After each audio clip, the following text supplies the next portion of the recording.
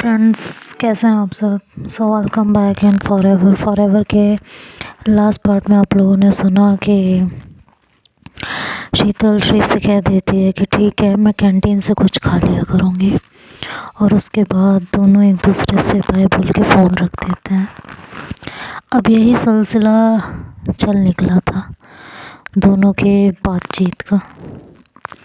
Shri lunch time में phone करती, दोनों एक दूसरे की टांग खींचते, इधर उधर की बातें करते, और कुछ दिनों बाद, मतलब 2-3 दिन बाद, श्री ने शीतल को अपने होटल का फ़ोन नंबर दिया। अब श्री दिन में शीतल को उसके ऑफिस में फ़ोन करती और शीतल श्री को शाम 7 बजे उसके होटल में। दोनों में खूब बातें होती। एक एक करके 7 दिन बीत गए थे। अब श्री को वहाँ से लौटना था। शाम को जब शीतल ने कॉल की तो श्री ने पूछा, अपना वादा याद है तुम्हें? शीतल ने कहा, कौन सा वादा? तुम्हें याद नहीं? नहीं, बता दो तुम्हें। सच में याद नहीं या फिर ले नहीं जाना चाहती हो? शीतल ने दिमाग पर जोर डालते हुए कहा कि ये कहाँ ले जाने को कह रही है। मन ही मन वो सोचने लगी इस बात को। कहाँ जाने के लिए बोला था इसने जो मुझे याद नहीं आ रहा? ऐसा तो कहीं कुछ नहीं कहा था जहाँ तक मुझे याद आ रहा है।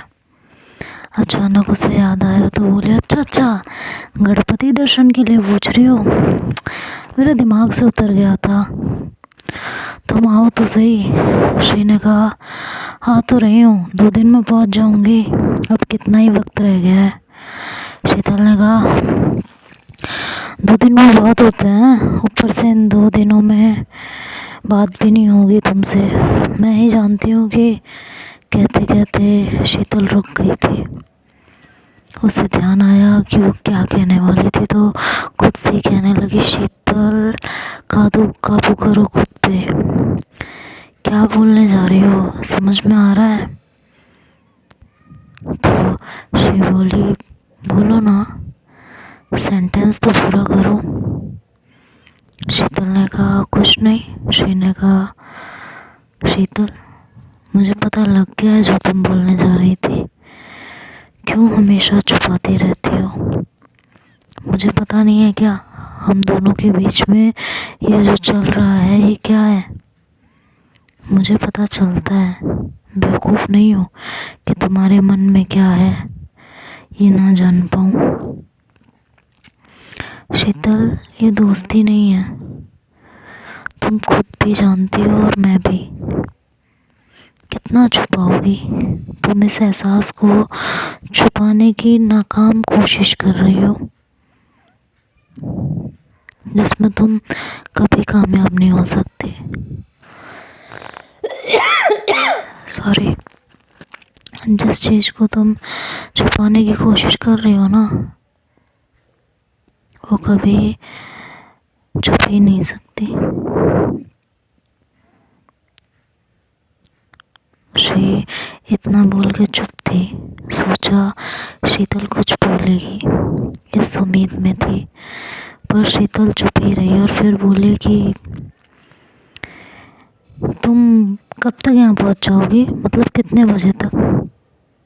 शीतल की बात बदलने से इरिटेट होकर श्री बोली, क्यों, मुझे रिसीव करने स्टेशन आओगी? शीतल श्री का टोन पहचान कर बोली, तुम कहो तो आ जाती हूँ। मेरे पापा आ रहे हैं, तुम आओगी तो लोग पूछेंगे किस रिश्ते से लेने आई है। तो दोस्ती ही बताओगी तो लोग हैरान हो जाएंगे। सच तो तुम खुद से ही नहीं बोल पा रही हो, औरों से कैसे कहोगी? हम दोनों लड़के होते तो बात और थी। शीतल ने कहा, अच्छा, कल कितने बजे निकलना है ये तो बता दो। श्री ने कहा, क्या करना है तुम्हें जानकर? और वैसे भी एक दोस्त को जितना पता होना चाहिए उतना मैं तुम्हें बता चुकी हूँ, समझी? और बाकी का तुम्हें क्या ही करना है। तुम्हें पता है कि मैं कल निकलूँगी और परसों पहुँचूँगी। कब कैसे कितने बजे जानने के लिए तुम मेरी लवर तो हो नहीं जो मैं तुम्हें बताऊं। मैं जब भी पहुंचूंगी, जब भी टाइम मिलेगा तुम्हें फ़ोन कर लूँगी। शीतल ने कहा, श्री तुम बिना बात नाराज़ हो रही हो। मैं बिना बात नाराज़ नहीं हो रही हूँ, और जो वजह है वो तुम भी जानती हो। यार इस तरह नाराज़ तो मत हो शीतल, मैं फ़ोन रख रही हूँ, मेरे सर में दर्द हो रहा है और कल निकलना भी है, पैकिंग भी करनी है, तो सुबह जल्दी भी उठना है। 8 बजने वाले हैं, तुम्हें भी हॉस्टल जाना चाहिए। रोज़ लेट हो जाती हो, वहाँ कहीं डांट ना पड़ जाए, और दोस्तों के लिए डांट खाना और रिस्क लेना अच्छी बात नहीं है। शीतल ने कहा, श्री प्लीज़ ऐसे नाराज़ होकर फ़ोन मत रखो। शीतल प्लीज़, मुझसे अब बात नहीं होगी, मैं फ़ोन रख रही हूँ। ठीक है, बाय बोलकर शीतल ने और श्री ने फ़ोन रख दिया। अगले 2 दिन बहुत बेचैनी में बीते। शीतल यही सोच रही थी कि नाराज़ होकर फ़ोन रखना ज़रूरी था क्या। अब मुझे कितनी बेचैनी हो रही है, कितनी परेशानी हो रही है, ये मैं किससे जाके कहूँ, किसे समझाऊँ, किससे बोलूँ। और मैं उसे कितना नाराज़ कैद करती रहती हूँ।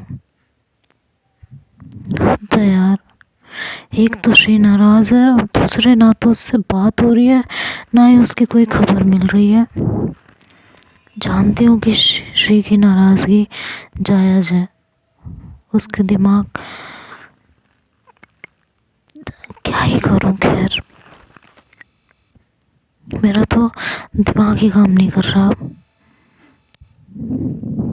इसी तरह शीतल परेशान हो रही थी, सारा दिन तो उदासी छाई रहती थी, बस श्री की याद सताती रहती और दिल कहता अब बहुत कंट्रोल कर लिया, बहुत कंट्रोल कर लिया शीतल, बहुत, इससे ज़्यादा नहीं होगा।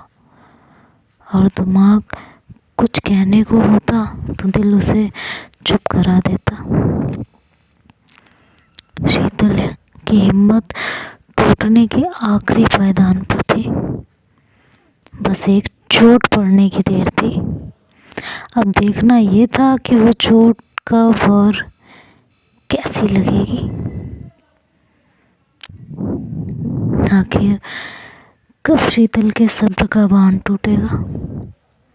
श्री से बात किए हुए आज दूसरा दिन था। शीतल आज और ज़्यादा बेचैन थी, सोचने लगी आज ही श्री को पहुंचना था, लेकिन किस वक्त ये नहीं पता। मुझे खुद पे गुस्सा आ रहा है। खास यही जानने की कोशिश की होती कि ट्रेन कौन सी है। ट्रेन का नाम पता होता तो इंक्वायरी से तो पता कर सकती थी ना कि कितने बजे आएगी, लेकिन नहीं, फालतू की बातें करनी थी मुझे।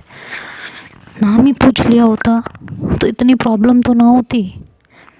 इसी बेचैनी, गुस्से और इंतज़ार में पूरा दिन बीत गया था।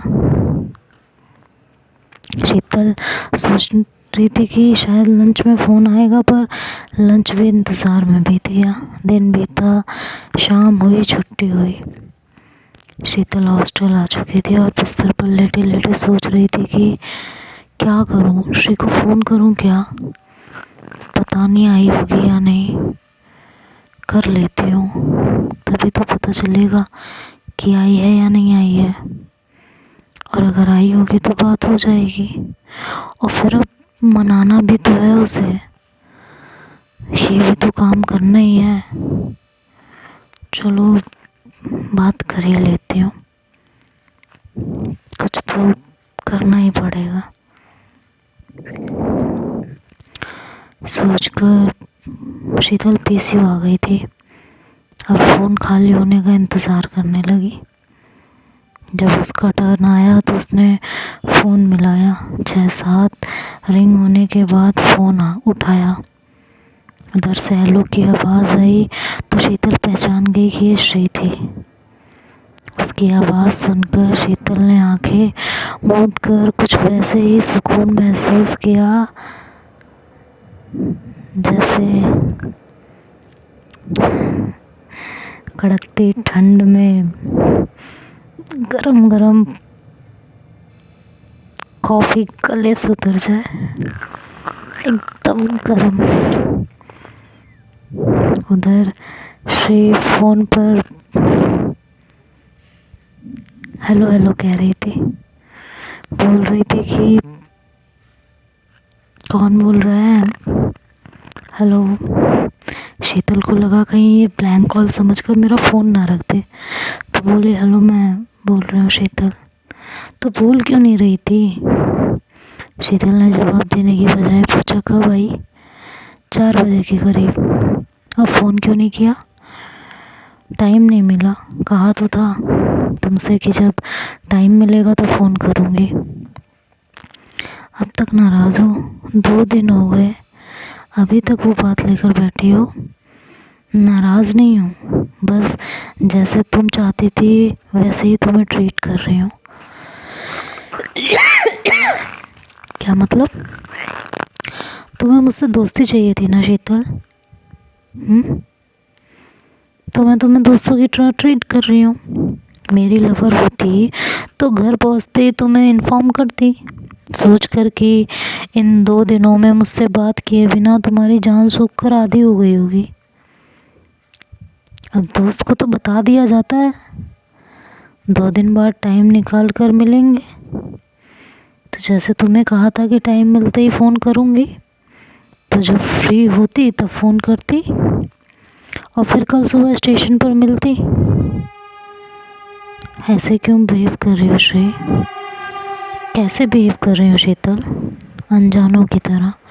अनजानों की तरह नहीं, दोस्तों की तरह। अनजानों से कोई फ़ोन पर बात नहीं करता। मैं तुम्हारे साथ अब वैसे ही हूँ जैसे दोस्तों के साथ रहा जाता है, जैसे मैं और तुम मायू के साथ बिहेव करते हैं। जैसे मैंने आके मायू को फ़ोन नहीं किया, वैसे ही तुम्हें भी नहीं किया। फ्री होती तो हालचाल लेने के लिए फ़ोन करती। तुम 4 बजे से आई हुई हो श्री, अभी 7:30 हो रहे हैं, 4 घंटे बीत गए हैं, तुम्हें टाइम नहीं मिला? कौन सा ज़रूरी काम कर रही थी जो इतनी बिज़ी थी? 4 बजे से आकर नहाया, खाना खाया, सामान अनपैक किया, इसी में 5 बज गए। अभी सामान अनपैक कर ही रही थी कि सोसाइटी के 2-3 दोस्त हैं, वो आ गए मिलने, तो उनके साथ बैठ गई। उनके साथ बातें करते हुए, गिफ्ट्स दिखाते हुए टाइम का पता नहीं चला। और वो लोग अभी भी यहीं हैं, तुम्हें आवाज़ें आ रही होंगी पीछे से। हाँ आ रही हैं, कुछ ज़्यादा ही बिज़ी हो तो फ़ोन रखती हूँ, बाय। ये कहकर शीतल ने श्री की तरफ से बिना कुछ सुने ही फ़ोन काट दिया था। शीतल गुस्से में थी, पर ना जाने वो श्री से नाराज़ थी या फिर अपने आप से। उसके अंदर की उदासी अब और बढ़ गई थी। तो देखते हैं अब आगे क्या होगा, ये तो नेक्स्ट पार्ट में सुनेंगे। तब तक के लिए बाय बाय, टेक केयर।